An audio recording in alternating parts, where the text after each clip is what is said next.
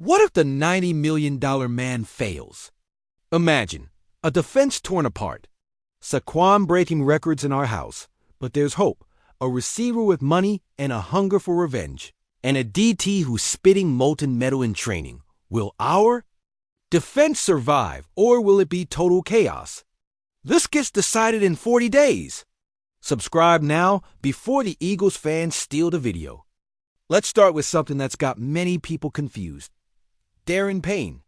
Look, after years of watching this team struggle with consistency on the defensive line, after losing Jonathan Allen, who was our rock since 2017, many thought Payne would just be another player trying to fill an impossible void. But I tell you this, ESPN and John Keim are reporting that Payne has been the biggest surprise of the team. And not for the reasons you're thinking. When Allen went to Minnesota, many thought we lost the soul of that defensive line. Allen was the guy who set the tone, who had the tough conversations in the locker room, who had been there since we were the Redskins. But it turns out that Payne was watching all of that, learning, waiting for his moment to step up. Do you know what excites me the most about this? It's not the stats on paper, because obviously we can't fully measure that in preseason without a complete team. It's the mental focus that Dan Quinn is seeing in him. Laser focus were Quinn's exact words, and when a coach of Quinn's caliber says something like that, I think we need to pay attention. But let's be honest about Payne's real situation, because here on this channel, we don't hide the truth. Payne had 11.5 sacks in 2022 when he was fighting for his contract. And those were the numbers that put him directly in the conversation among the best defensive tackles in the league. He was unstoppable that year. But the last 2 seasons, he's only combined for 8 sacks total. Do you think that's a coincidence? Please, here are the numbers that hurt. In 2022, Payne had 61 tackles, 11.5 sacks, and 18 tackles for loss. That's total dominance. But in 2023, he dropped to 31 tackles, 3.5 sacks, and only 6 tackles for loss. In 2024, a little better with 4.5 sacks, but nowhere near elite level. What happened? Exactly. He signed that $90 million contract, and the motivation changed. But here's what I think is happening now. Quinn has arrived with a completely different mindset. This isn't the same environment we had with Rivera or any other coach we've had. Quinn is a natural motivator, a guy who knows how to get the best out of players who already have the talent, but need that extra spark. Remember what Quinn did in Seattle with that Legion of Boom defense? Michael Bennett, Cliff Averill, Brandon Mebane. All those guys played the best football of their careers under Quinn. And now he's doing the same with Payne. He's making him understand that without Jonathan Allen, he is the defensive line. Everything goes through him, but here comes the reality that many don't want to face. Payne knows that if he doesn't produce, they can cut him next year and save $16 million. That's Burgundy and Gold business, baby. Adam Peters is not like the general managers we've had before. This guy built that machine in San Francisco and won't tolerate players with huge contracts not producing. The pass rush numbers are what worry me the most. Between 2020 and 2022, Payne had 96 pass rush wins with a win rate of 11.6%. THE put him among the best in the country. But the last 2 years, only 39 wins and a 7.6% win rate. THA difference is huge. We're talking about almost 5 percentage points of difference. And in professional football, that's the difference between being elite and being average. And do you know why this is so critical for us? Because without Jonathan Allen, Payne is now the veteran of that defensive line. The rookies and young players will look up to him. If he's not setting the example, if he's not dominating like we know he can, that whole line is going to suffer. But here's what gives me hope. Keim is reporting that other players are seeing something different in Payne during these trainings. He's talking more. He's taking on that leadership role that we need. And Quinn is not just any coach. If he says he sees laser focus, it's because he sees something real. I think Payne is about to have the best season of his career. Why? Because he finally understands that his legacy is at stake. He doesn't want to be remembered as the guy who had an incredible contract year and then got comfortable. He wants to be remembered as the guy who helped lead Washington to a Super Bowl. If that surprises you, wait to hear this. Now, let's talk about someone who's doing exactly what we need to see. Deebo Samuel Sr., and you know that when I put senior, it's because this man has earned my complete respect. Do you know what excites me most about this situation? It's not just that he's training hard, it's how he's responding to all the trash they're talking about him. First, let's talk about what really happened with this trade, because many fans do not understand Adam Peters' genius in this move. San Francisco was desperate to offload Samuel's salary. Why? Because they needed room to re-sign Brock Purdy, and because they had doubts about Samuel's health and his fit in Kyle Shanahan's system. But Peters saw an incredible opportunity.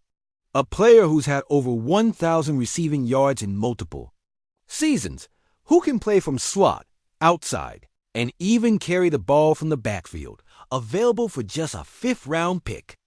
Do you remember what we gave for Curtis Samuel? And he wasn't even half the player that Deebo is. Now, let's talk about the critics, because this has me fired up.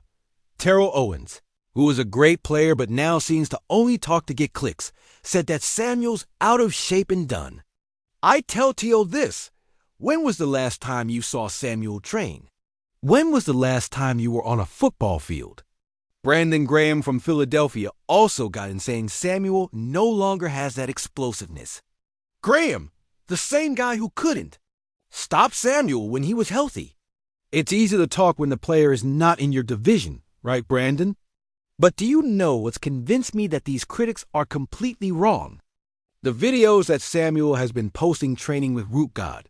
For those who don't know, Root God is Joey Gatewood, a receivers coach who's worked with some of the best in the country.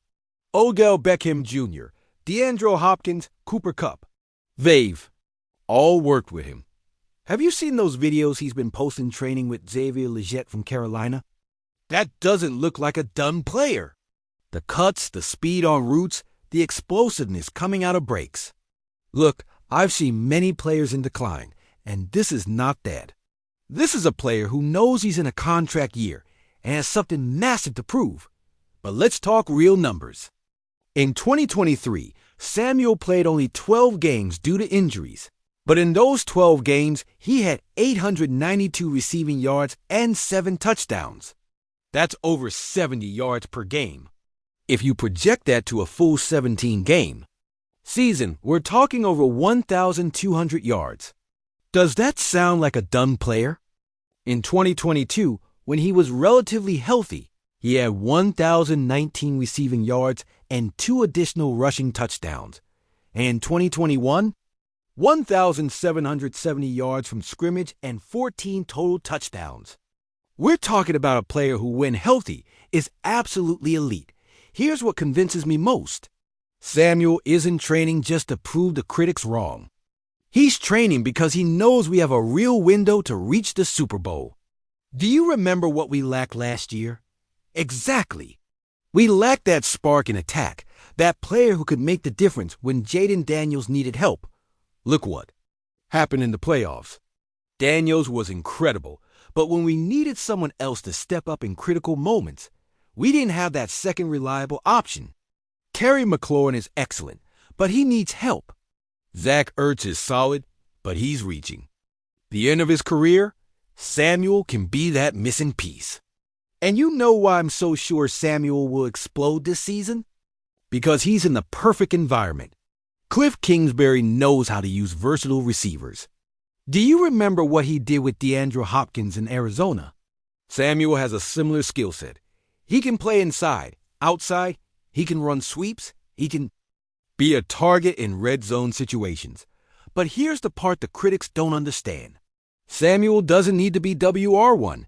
He can be the perfect complement to McLaurin. Imagine the formations Kingsbury can create with Samuel in motion, McLaurin running deep routes, and Daniels having all those options. I think this is the smartest acquisition we've made in years. Why?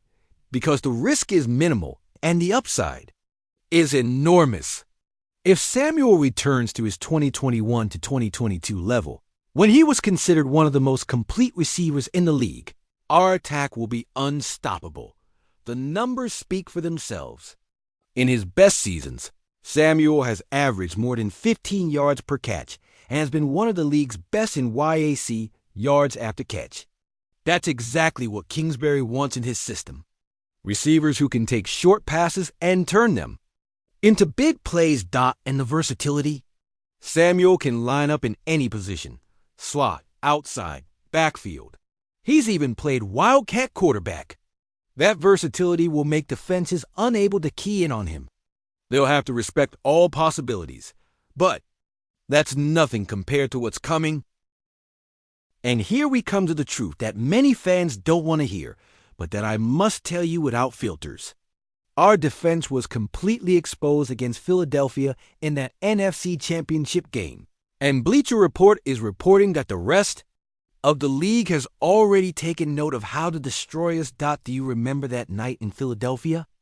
Not only do I remember, but it hurts every time I think about it. 55 points. But let's analyze exactly what happened, because if we don't understand the problem, we can't fix it. Philadelphia scored 55 points on us with 36 carries for 229 yards and 7 rushing touchdowns. 7.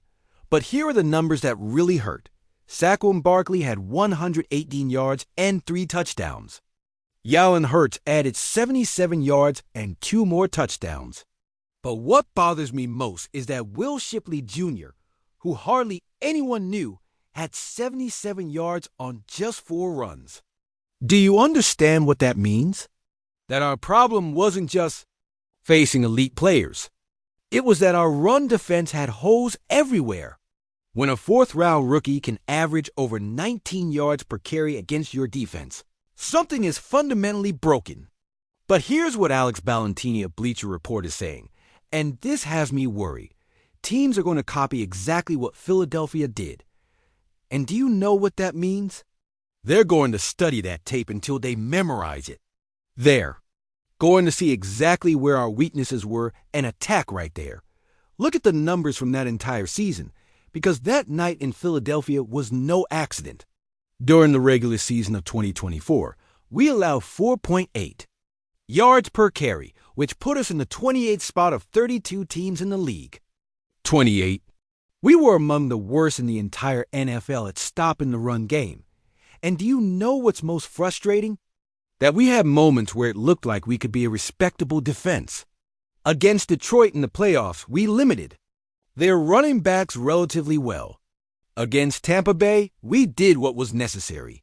But against Philadelphia, when it mattered most, when we were 1 game away from the Super Bowl, we completely collapsed. But here's what Ballantine and other analysts are predicting for this season, and this has me losing sleep. Teams are going to run the ball until they're tired against us. They're going to keep Jaden Daniels on the bench. They're going to control the clock and not let us do what we do best. Can you imagine what that means? Dallas is going to try it with Ezekiel Elliott and Tony Pollard. New York is going to run Saquon Barkley straight through the gut. And Philadelphia? They already know exactly how to do it because they did it perfectly that night. That can't happen again. Do you think we can reach the Super Bowl if we allow teams to run over us like that night? You're crazy. The NFL is a possession league. If we can't force punts, if we can't create short fields for our offense, all of Daniel's magic isn't going to be enough. But let's analyze exactly where the problems are. Our defensive line wasn't generating enough penetration. The linebackers weren't filling gaps correctly. The safeties were out of position in run support. IT was a total disaster on all levels. Payne, who we just talked about, had only 2 tackles in that game. 2. For a $90 million defensive tackle, that's unacceptable. The linebackers allow cutback lanes everywhere. And don't get me started on the safeties, because that secondary looked lost every time Philadelphia ran play action. Here's what gives me hope. Quinn is not just any defensive coordinator. This man took Seattle to 2 consecutive Super Bowls with the Legion of Boom. He knows how to build a defense that can stop the run game and generate pressure at the same time. You remember that Seattle defense in 2013 and 2014? They allowed less than 4.0 yards per carry, and at the same time had one of the best pass rushes in the league. How did they do it? Discipline. Every player knew exactly their assignment and executed it perfectly. But Quinn needs the players to buy into his system completely. He can't have Payne freelancing because he thinks he knows better. He can't have linebackers that don't trust their gaps. He needs 11 players functioning as one unit. I think the key is in that defensive line we just talked about. If Payne can return to his 2022 level, if we can generate more consistent pressure, teams won't be able to establish the run game so easily. But if we don't do it, if we keep allowing them to run over us like that night in Philadelphia, this season is going to be another disappointment. And do you know what worries me more? That we have all the offensive pieces to compete for a championship. Daniels is special. He already showed that incredible rookie season. Samuel will add a dimension we didn't have. McLaurin is still elite. But if our defense can't hold leads, if it can't force punts in critical moments, all that offensive talent won't be enough. Look at what happened in that championship game. We scored 31 points, which should be enough to win any playoff game. But we allowed 55. It's impossible to win like that, no matter how good your quarterback is. Training camp starts July 18th for rookies and the 22nd for veterans. Those will be the most important dates of the year, because that's where Quinn will test if he can fix the issues that cost us a Super Bowl last season. Quinn is going to implement his full 4-3 system. He's going to emphasize fundamentals that we obviously lacked last season.